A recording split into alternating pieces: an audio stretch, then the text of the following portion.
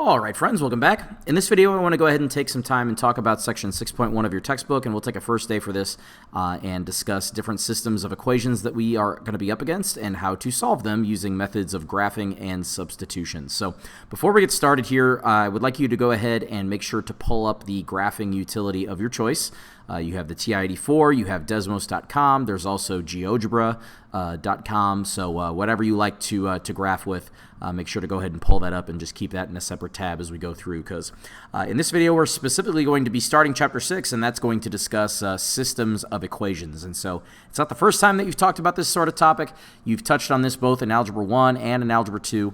But here in these lessons here in college algebra, we just want to go ahead and extend these concepts a little bit further and maybe give you some more advanced techniques for being able to solve different systems. So to get us started here, first and foremost, what is a system of equations? Well, a system of equations is just a list of equations that all share the same variables in common. So typically we're going to see that those variables are going to be x and y, but they don't have to be. They could be something that applies to an actual practical application problem where you might have some different variables than x and y. But we introduced some notation here. So basically we just list out the two equations in our system, and you can see that we use a big curly bracket here to just kind of say this is my complete list of all the different equations that are in my system. Whenever we solve a system, we need to understand what that means. And so the solution to a system is basically an ordered pair that satisfies each equation in the system. And so it is a number to plug in for x and a number to plug in for y that makes it so that the number on both sides of the equation is going to be true in equal for all of the equations in my system. And just keep in mind that an ordered pair is something that definitely looks like a point with coordinates that you could plot, right? So an ordered pair would be considered to be an x-coordinate and a y-coordinate. So when we solve a system, we're not going to be finished unless we get both an x-coordinate and a y-coordinate. There's a lot of different methods that you've seen before for how to solve a system of equations, and typically depending on the algebra class that you took, you might have taken a look at systems only involving linear equations, or maybe you took a look at some systems involving a line and maybe a parabola. But as we go through here today, we're going to see that we have some systems involving some more complicated functions. And so just kind of take us back here to Algebra 1 real quick. When all we were working with were linear equations, we saw that there were these three situations. Whenever we use graphing method, the idea is that we want to go ahead and graph the two functions and then find all of their points of intersection. And so depending on the shapes of the graphs that you actually have, they might intersect in maybe just one place or maybe in multiple places, or they may not even intersect at all, right? So in the case of these linears here, keep in mind if you ever have two linears in your system and they turn out to be parallel lines, that means no intersection points. That means no solutions to your system because your graphs never cross over each other. You can definitely see here in the case where I have two lines that just intersect in one location, that would just correspond to one solution. And then here is a last case that is a little bit confusing for a lot of students. And so if we graph one of our lines and it looks like this, and then graph the other one, and we see here that it's basically just the exact same line right on top of the one that we just graphed. And then we kind of ask ourselves, well, how many different places do they intersect if they just overlap right on top of each other? We could point out infinitely many places where those lines would intersect each other because they literally just lap over the top of each other. And so that would be a case where we might have infinitely many solutions. And that would be the same case, you know, if we had some different shapes, right? Like if we had a parabola that we graphed, and then we graphed a second equation, it was literally just the exact same parabola, it would be the exact same argument. We would have infinitely many solutions in those cases. Now, graphing is not the only method that we have for being able to solve a system. We have some more algebraic methods for solving a system, including methods of substitution and elimination. And then later on, as we get throughout our lessons here, we're going to also focus on this new method for you guys, which is something called, reducing your system down to what's called its row echelon form, and then using back substitution to solve those systems here. So lots of methods for being able to solve a system, and this video is specifically going to focus on methods of graphing and also substitution. So before we dive into those methods here, though, let's just make sure that we understand what a solution to a system actually is and take a look at example 1 here. So you notice that I've already gotten us started here just for the sake of time in the video, and it just says which ordered pairs are solutions of the following system of equations. And so you've got 4x squared plus y is equal to 3, and then you've got negative x minus y is equal to 11. That's our system. And then what we're given here in all these different parts are basically just a bunch of of ordered pairs, and we have to go through and check that these ordered pairs are solutions to the system. The way that we do that is we go through and plug in the x and y coordinates into these equations for x and y respectively, and then we see if we get the same number on both sides. If we do, then that's a green light. That's going to mean that that's a solution to that equation, and if we can get the numbers in our coordinates to make all the equations work, then that means that it's going to be a solution to our system. So let's go ahead and have a look here at part A, where I'm giving you an ordered pair here. Again, this is an x coordinate and a y coordinate. And just kind of going through, I'm just going to go ahead and take a look at my equations from up here. And everywhere I had an x in my equations, I'm going to go ahead and take that out, and I'm going to substitute in that place my x coordinate. So the first equation, it said 4x squared. So I'm going to go ahead and say 4 times 2 squared, because that's my x coordinate. And then it follows up with a plus y is equal to 3. So I'm going to say plus my y coordinate. My y coordinate here is going to be negative 13. We're going to see if that's equal to 3, okay? Now, these operations are pretty straightforward for us to be able to do some mental math. So 2 squared is 4. 4 times 4 is going to be 16. And then 16 plus negative 13, that's equivalent to 16 minus 13. And then you could just go ahead and see here that that is going to give you 3. And so that first equation actually worked out for us. That's pretty good. And now let's go ahead and check our next equation here. So the next equation, again, is that next one down in our system. That's negative x minus y is equal to 11. And so I'm just going to plug those in. You see here that to set us up, I just went ahead and put an open set of parentheses in place of all the different variables in my equation. And that is a very safe way of performing these calculations here, so we don't make any mistakes with negative signs and that kind of thing. But let's plug in some of our stuff here. So that's negative x, so that'll be negative 2 for us, minus our y coordinate, and that's going to be minus negative 13. We're curious to see if we do all these operations, if that ends up giving us the number on the other side, which is 11. So negative 2 minus negative 13, that minus negative 13 is going to change to a plus, so that's negative 2 plus 13, and that does give us 11. And that is actually pretty good. And so because plugging in the coordinates of this point worked when we plugged it into both equations, we got the same number on both sides in both equations, what we'll conclude here is that this is a solution of this system, okay? And that is, again, by definition of what a solution to a system is. It's an ordered pair that satisfies both equations. It makes the same number on both sides. You can see part B there. We have a different x and a different y coordinate here, and when we plug those into the first equation, we can see that things start to fall apart on us. When we do 4 times 2 squared plus negative 9, when we smoke clears on all those operations, we actually get positive 7 as a result, and that is not a number that is equal to positive 3. And so you see there that I immediately skipped to my conclusion, and I said that this is not a solution to our system because, again, by definition, it has to be a point that satisfies all of the equations in my system. And if I could show that it doesn't work for just one of them, then that's enough to show that it doesn't work for the entire system. In this next example, part C, I have some x and y coordinates that actually turn out to be fractions, but that's no problem. We can go ahead and still do our calculations here. So this is still my x and my y coordinate, and you can see that I have the exact same setup here. I'm just going back to the very original equations in my system, and now I'm going to go ahead and plug in my new coordinates. So negative 3/2 for my x, and negative 31 over 3 for my y. And while I got my blue pen out, I might as well just go ahead and plug those coordinates in here for the other equation here as well. Now, with these fractions, it's going to be a little bit harder to perform these operations mentally, so feel free to go ahead and reach for a calculator in these cases, and we'll go ahead and evaluate this way. So let's stick with that first equation there. We had 4 times the fraction negative 3/2. So we'll punch that in real quick. And we're going to square that because that is our 4x squared in our equation. And then we're going to add on our y coordinate. And so our y coordinate was that negative fraction negative 31 over 3. Close off our parentheses there. And so now what I've typed in is something that looks like 4x squared plus y, just plugging in those x and y coordinates here. And when I press enter here, you see that I get this number right here, negative 1.3 repeating. And the number that we really wanted to get out of this calculation was a 3. And so what we might conclude here is that we get negative 1.3 repeating on the left-hand side. That is not equal to 3. And so what that means is I don't even need to reach for a calculator to check this other case. I automatically know that this is not a solution to my system because it did not work for every single equation in my system. And so we don't even need to check the other one in that case.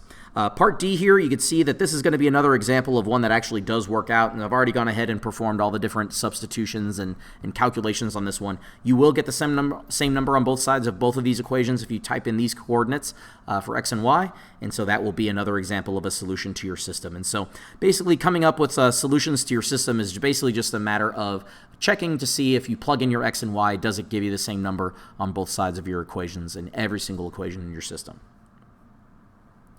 Now, obviously, it's going to be a very tedious method to have to solve a system that way, to just come up with a bunch of examples and plug them in and see if they work. So what we're interested in are a couple of different methods that if we go through the process, we're going to end up with those solutions to our system here. And so the first method that we're going to talk about specifically is going to be this method of substitution, which is not the first time that you've seen this sort of method. It should have been something that you focused on in both Algebras 1 and 2. But we're going to go ahead and focus on it here again. And this is just a basic couple of guidelines for basically how to perform substitution method. We're basically going to take one of our equations, we're going to isolate one of the variables, and then perform a substitution step. So I'll let you pause the screen and read through some of those guidelines here. But I'm just going to go ahead and take us through the first example and just kind of demonstrate this process. So the directions just say solve the system of equations. And so let's go ahead and take a look at this first one. So we have two linear equations here, and so one of the ways that I want to kind of describe the beginning parts of a substitution method is to take a look at both of your equations and then take a look at all the variable terms in the equation, right? So I have a top x, I have a top y, and then I have a bottom x and a bottom y, okay? Your goal is going to be to take a look at one of these equations and isolate one of the variables in that equation that you pick. And so you basically have four choices to pick from. Whichever one of these four choices you want to isolate will be the one that we go through and actually isolate and then continue with the problem. My recommendation to you when you're picking one of these four is to always pick the one that's easiest to isolate. You have these four choices, and so maybe mentally you're just kind of going through the process of isolating each one of these four, and maybe just kind of pinpoint the one that would be the easiest to isolate here. In my opinion, that would be the top x, because it's only going to involve one step for us to be able to isolate that. If I just go ahead and add y to both sides of the first equation, then that's going to take that first equation and it's going to rewrite it in the following way. I'm going to have x by itself on the left-hand side, and then on the right-hand side, I'm going to have, I have a positive y there, minus 4, so I'm going to write that as y minus 4, okay? And that is going to be the first guideline for all of these different steps for a substitution method here. And the reason why that's important is because now you have this statement that relates x and y, and it's actually a special statement because what it says here is anywhere you see one of these x's, you can go ahead and treat it the same as if it had said y minus 4, okay? Or in other words, that is our substitution step. What we'll do is we'll go over to the other equation in our system, we'll look for any x's that we see, and then take those out and substitute in their place y minus 4. And so if I take a look at this other equation here, I definitely notice that I've got a copy of x right there. And so what I'm going to go ahead and do is perform that substitution step. I'm going to go ahead and take x out, and I'm going to go ahead and replace it with that expression that x is equal to. Okay, so that'll be y minus 4.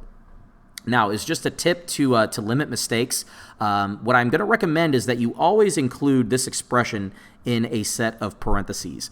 Those parentheses are not always needed for every single example, but you're going to find that there are going to be some examples where having those parentheses is really going to prevent you from making mistakes because it's going to help you recognize that you're going to have to do stuff like distributive property or bring a negative in through a set of parentheses or something like that. So just make sure to always include those set of parentheses, and then you can make that decision later about whether or not they were actually needed.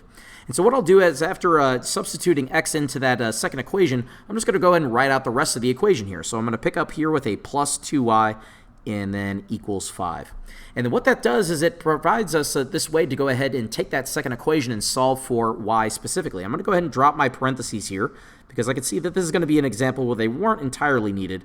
And now we can just go ahead and go through and isolate y here. So I have y plus 2y, that's going to give me 3y minus 4 is equal to 5. And this is a really easy equation to isolate at this point. I'm just going to go through and add 4 to both sides. 3y is equal to 9. And then, of course, go through and divide both sides by 3. And we can see here pretty easily that our y is going to be equal to 3. Okay? And so down here in answer land, what I might do is just go ahead and write my final answer again as an ordered pair because that's the solution to a system is an ordered pair, an x-coordinate and a y-coordinate. And what we just figured out is that our y-coordinate, of course, is going to be positive 3. And so the only thing that we need to do now is go ahead and figure out what x-coordinate goes with this y-coordinate of 3 in our system. The easiest way to do that would be to go ahead and reach up here to the very beginning of the problem where we initially had this relationship right here. Again, keep in mind, this is the relationship that says it tells you how to calculate x directly if you know what y is. And so we know what y is. We know that our y is going to be positive 3. And so if we were to plug that in, the only question becomes, what does x become? Well, we know that x is going to be equal to y minus 4. In other words, 3 that we just got minus 4 or in other words, x is going to be -1. And so that is a really quick way for us to get the corresponding x coordinate if we already have a y coordinate. And you're going to find that it's always going to be easiest to go ahead and reach up to the very beginning of the problem where you first had that first variable isolated. That's going to be the easiest thing to plug back into to get your other coordinate. And so we can see that we get this nice answer right here of the point with coordinates -1 and 3. Okay? Now, that is a demonstration of the substitution method. What I'd like to do is go ahead and introduce this method of graphing by using a graphing utility. And for our purposes in this class, I'm never going to ask that you guys actually create a graph by hand, but I will have you guys go ahead and make sure that you know how to use a graphing utility so that you could check answers like this. And so the thing about the TI-84, if I were to go to it here and just kind of make a point here, is that this can graph. There's no problems here, except you notice that when I click this button to graph, it does specifically say y equals. And what that means is that the TI-84 is not going to be able to graph your equations unless you manipulate them to the point where they say y equals something. So unless you can go to your equations and isolate y, the TI-84 is not going to be able to graph those for you, which is a really annoying thing. What we would really prefer is a graphing utility that would be able to graph our equations without any sort of need to isolate a specific variable. And so that's why I might recommend that you might reach for a graphing utility like Desmos.com. It's a free graphing utility. If you've never heard of it, you just go to Desmos.com, DESMOS.com. And then there will be a big button there that says Graphing Calculator. You just click that, and then it'll bring you right to the screen right here, which is a screen that you can go ahead and go over to the sidebar on the left, and then you can just click inside there and start to enter your equations, and it'll automatically graph them for you, no problem, no matter what they look like. You don't need to isolate a specific variable first. You can just type them in exactly as you see them. And so let's do that for our system here. The first equation I have is x minus y is equal to -4. So let's type that in. X minus y equals -4. I'm just using my standard keyboard here, and then I'm going to press enter to lock that in, and you can see that it automatically graphs that in blue for me, which is really nice. Let's go ahead and graph the other equation here. That was x plus 2y is equal to 5. So x plus 2y equals 5. And then once I press enter to lock that in, you notice it does it in a different color, and we can definitely see that we intersect with the two graphs right there. And we just came up with our solution after doing substitution method. Our solution was -1, 3. And so what you might do at this point is go to the graphing calculator and just kind of make sure that that part makes sense, right? If I go to the left 1 and then go up 3, that does look exactly where these two graphs intersect. If you were interested in the exact coordinates where they intersect, you could do that in Desmos by just going ahead and taking your mouse and clicking inside to one of your equations. Don't alter it at all, but once you click inside there, what you're going to notice over here, it's a little bit hard to see, but you now see that Desmos puts these gray points on all these different key characteristics of that function, right? So you notice for one thing, they went ahead and put a gray dot right there at where my graphs intersect, and you could just take your button and click that, or your mouse and click that point, and it's going to automatically give you the coordinates -1, 3, and that is exactly something that helps us check our solution whenever we did substitution method. And so Desmos.com is going to be a lot more of a user-friendly graphing utility to use than the TI-84, where you're going to have to isolate y in that equation first. So keep on with Desmos, and I think you're going to have the easiest time doing that. Here's a quick snapshot of part B. It's going to be another straightforward system where I have two linear equations. I'm just going to solve it in the exact same way. Basically, in the other equation, anywhere I see a y, I'm going to replace that with -x because that's what I got after isolating y in the first equation there. And then I just go through and get my x coordinate and then go through and plug that back into my, my substitution equation to get my other coordinate here. You're going to find you get coordinates 2, -2 is your final solution there. Let me go ahead and walk you through part C here. We have a linear equation first, and then we follow that up with a cubic equation in here in our system. And so let's go ahead and solve this one up, right? So again, we have a couple of different options for what variables we want to go ahead and isolate here. So we always are going to have 4 different options. And so again, maybe make your life easy and just pick the one that would be easiest to isolate, maybe the one that involves the least amount of steps, or you know, maybe wouldn't involve having to deal with any sort of like annoying negative rules or anything like that. If you scan through and think about that really quickly, I think you might agree that the easiest variable to solve for here would be that top y value, because the only thing that we're really going to have to do there is on that equation subtract 3x from both sides here. And you can definitely see here that what we're going to end up getting is y by itself on the left-hand side, and that's going to end up here with -3 plus 2. Okay, and so again, this is going to be our conversion equation, right? So this is going to be what we are going to end up substituting whenever we move on to that step of substitution here later in a second, right? So anywhere we see a y in the mix, we can go ahead and just trade that out for -3x plus 2. And so looking in the other equation, the one that we haven't worked with just yet, we're going to see here that we have a single copy of y. We're going to perform that substitution step and go ahead and replace that y in our equation with that expression. And again, word to the wise, always make sure to go ahead and put that in a set of parentheses before you substitute that in, right? So we're going to go ahead and do that. So negative 3x plus 2 in a set of parentheses. And then we're just going to copy down the rest of the equation here. So that's going to be an x cubed minus 2 plus what we had there for y, what we substituted in, and then that is all going to be equal to 0, okay? And again, after doing that substitution step, you have an equation that just deals in x, and so now what you can do is go through and isolate x in your equation here. And so we can see here that according to the parentheses, I just simply have a plus sign that I'm going to need to go ahead and distribute into both of those terms, and that's not going to change any of our signs, but we're going to be able to simply write x cubed minus 2, and then minus 3x plus 2 is equal to 0, okay? In this case, you might be able to notice here that I have a negative 2 plus 2 in the mix, and so these are going to be operations that cancel out here and just make 0, and we're going to finally be left with x cubed minus 3x, and that is going to be equal to 0, okay? Again, our job is to isolate x in this equation so we can get our x coordinate, and then we'll plug it back into our conversion equation upstairs and then get our y coordinate. Now, how can we isolate x in an equation like this with an exponent of 3 in it? Well, one of the things I want you to notice is that on the left-hand side, all the terms that we are dealing with have an extra factor of x in them, and so what we can do is factor that out and just write this as that factor of x that both of those terms share in common. That will leave behind x squared minus 3, and that is going to be equal to 0, okay? Now, again, why does that help? Well, this helps because anytime you factor a polynomial and it's equal to 0, we can go ahead and use zero product property. We can go ahead and set our first factor equal to 0, and then separately set our second factor equal to 0, and then solve those individually here. So x is equal to 0, and x squared minus 3 is equal to 0. And then we'll go ahead and continue to isolate x from here. Now in that one on the left, x equals 0, that's already isolated. There's nothing to do there, but in the other equation here, we're going to have to go through and do a couple of different inverse operations, like adding 3 to both sides here.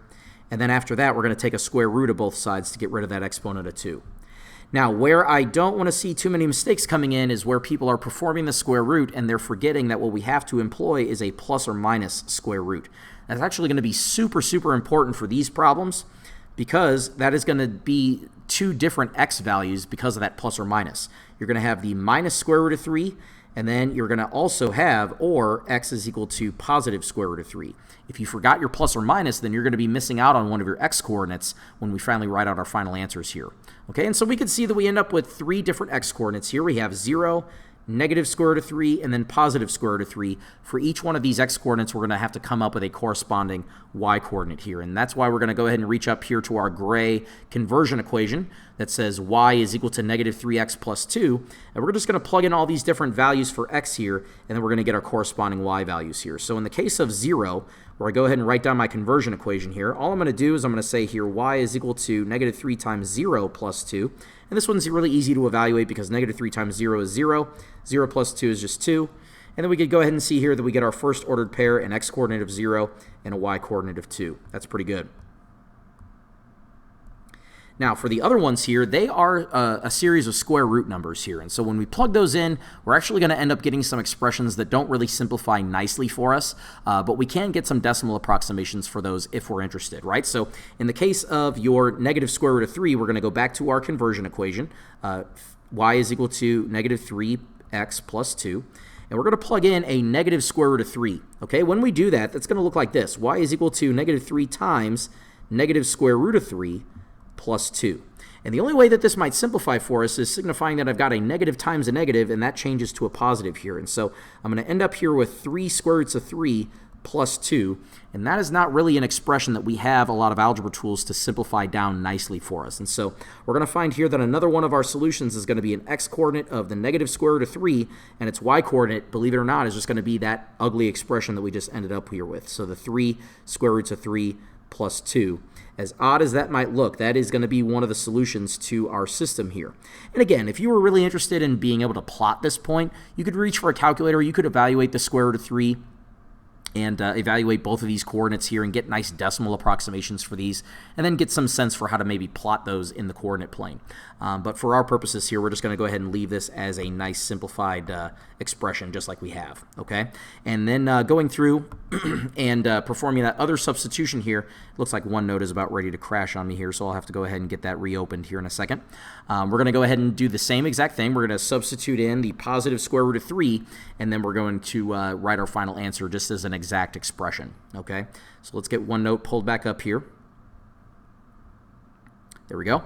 And we're going to do the exact same thing that we did for the negative square root of 3. We're going to reach back upstairs for that conversion equation. That was the one that said y is equal to negative 3x plus 2. And now we're going to substitute in positive square root of 3 for x. So y is going to be equal to negative 3 times the positive square root of 3 plus 2. Okay?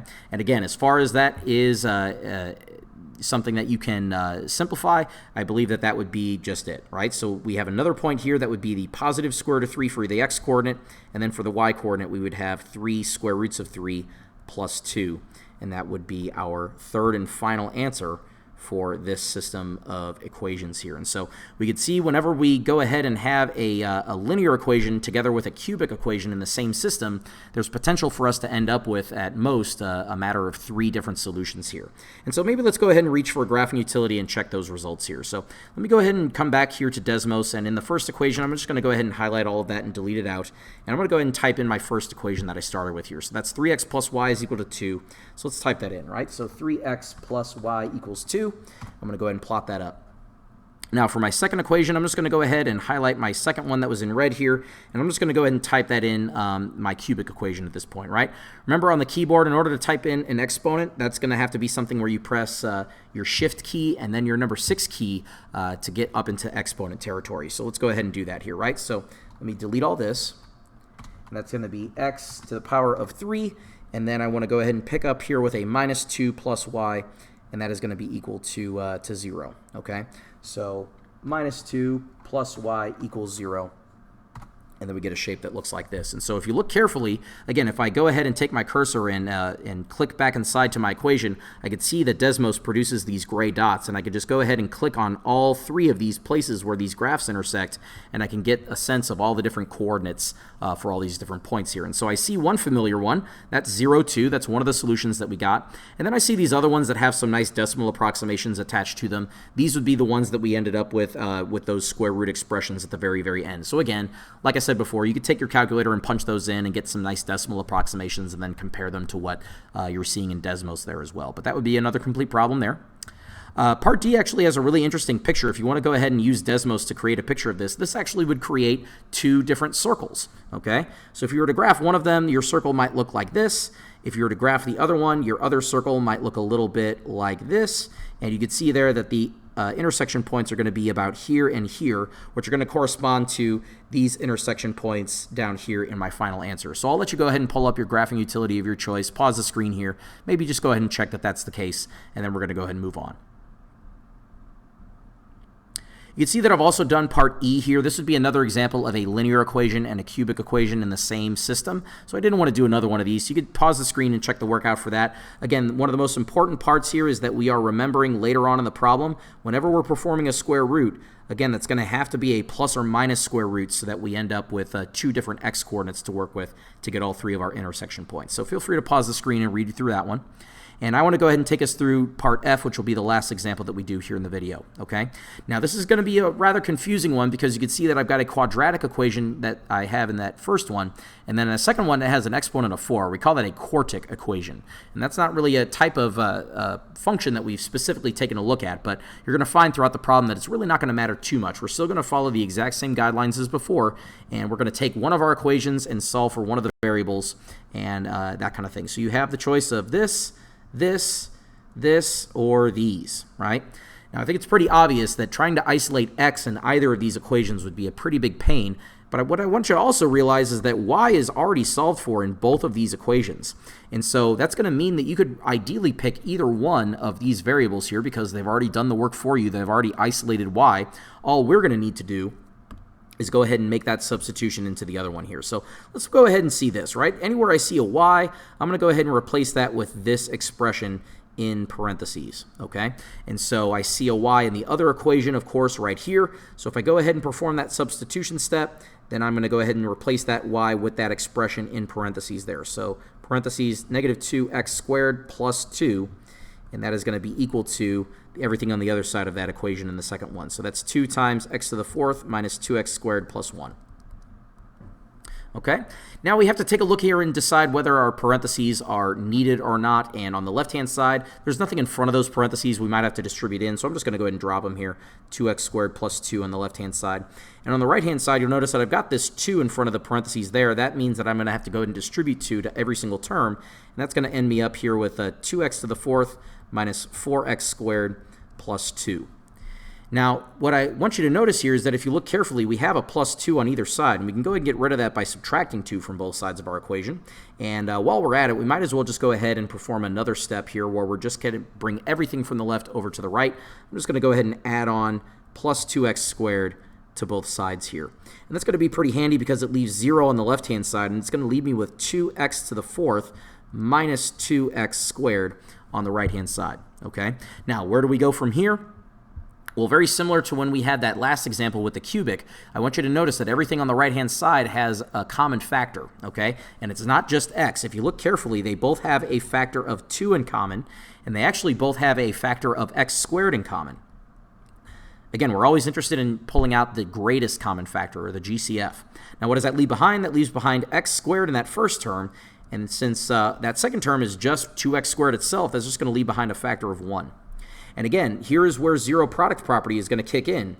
I can set this equal to 0, or I can set this equal to 0, and I'll solve the rest of my equation here. So 2x squared is equal to 0, or x squared minus 1 is equal to 0, and I'll continue to isolate x from here.